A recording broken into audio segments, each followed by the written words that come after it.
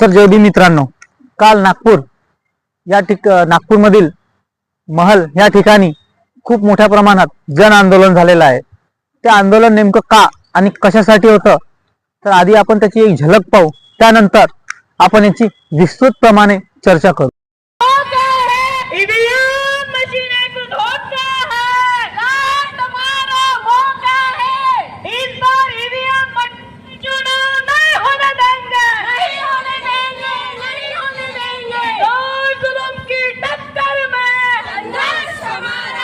तर मित्रांनो, हे जन आंदोलन इंडिया अगेन्स्ट यांनी आयोजित केलं आणि याचं आयोजन करण्याचा एक मूळ मात्र उद्देश असा होता की लोकशाही आणि भारतीय संविधान याला वाचवणं हा या मागचा उद्देश होता.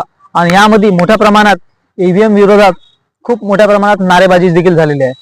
प्रश्न आपल्या समोर असा निर्माण झाला असेल की आजच का, कारण 2014 नंतर तुम्ही बघू शकता कशा पद्धतीने भारतीय लोकशाही ही मोठ्या प्रमाणात धोक्यात आलेली आहे. भारतीय संविधानावर हल्ले कशा पद्धतीने तोड मोडवल्या जाते. आता 2-3 दिवसा अगोदरची गोष्ट आहे परभणी मधली, की एका मनोविकृत मनूच्या पिल्लांनी भारतीय संविधानाचा कशा पद्धतीने अपमान केलेला आहे. कदाचित यालाच विरोध करण्यासाठी इंडिया अगेन्स्ट यांनी ही महाजन आंदोलन यात्रा सुरू केली असावी. महालमधील छत्रपती शिवाजी महाराजांच्या पुतळ्याला माल्य अर्पण करून ही यात्रा थेट राजाबक्ष ह्या मैदानाकडे कूच केली आणि तिथे त्यांनी जाहीरपणे सभा घेतलेली आहे. आणि या सभेमध्ये जे महत्वाचे वक्ते होते त्यांचे नाव अशा पद्धतीने होत्या. त्यांचे नाव प्रथम सुषमा अंधारे, त्या उपनेता शिवसेनेचे आहे. त्यानंतर जितेंद्र आव्हाड सर, विधायक आहेत महाराष्ट्राचे. त्यानंतर सुनील केदार, पूर्व राज्यमंत्री. इतकंच नाही तर ऍडव्होकेट महमूद प्राचा, त्यानंतर ऍडव्होकेट स्मिता कांबळे, राष्ट्रीय समन्वय इंडिया अगेन्स्ट इत्यादी असे प्रमुख वक्ता होते. मग ही यात्रा 12 वाजतापासून जी चालू झाली, त्यानंतर महालमध्ये घुमत घुमत ते राजपक्षाकडे गेली.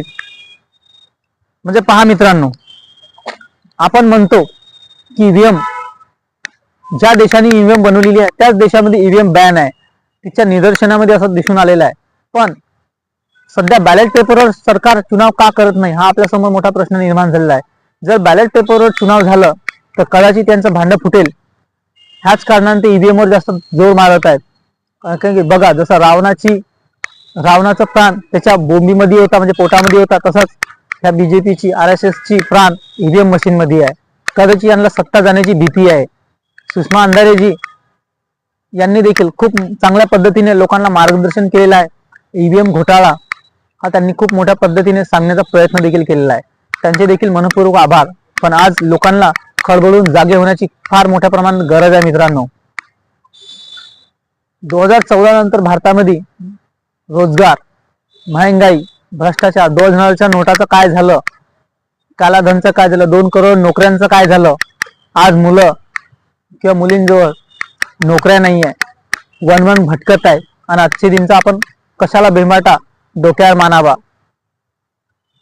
असे अनेक प्रश्न असताना सुद्धा ह्या बीजेपी RSS ला बांगलादेशच्या हिंदूंची पडलेली आहे. आपले जे मूळ महत्वाचे प्रश्न आहे त्याकडे कदाचित ते लोक दुर्लक्ष करत आहेत. ईव्हीएमचा घोळ जगासमोर येऊ नये त्यामुळे ते बाबासाहेब आंबेडकर म्हणा की बहुजन समाज म्हणा की इतर असे कूटकपट कारस्थान करत आहेत मित्रांनो. असा प्रत्येक आंदोलनावरून दिसून पडते यांच्या. पण ईव्हीएमच्या विरोधात ह्या लोकांनी इंडिया अगेन्स्टनी जी कामगिरी केलेली आहे ती अगदी काबिले तारीफ आहे. महालमध्ये जो जन आक्रोश, जन सैलाब उभा झाला होता, राजापक्षाकडे जाऊन त्यांनी किती मोठ्या पद्धतीने जन आंदोलन केलेलं आहे आणि लोकांना मार्गदर्शन सांगितलं ईव्हीएम कशा पद्धतीने धोकादायक आहे, बॅलेट पेपरच योग्य आहे, हे खूप महत्वाचं आहे मित्रांनो.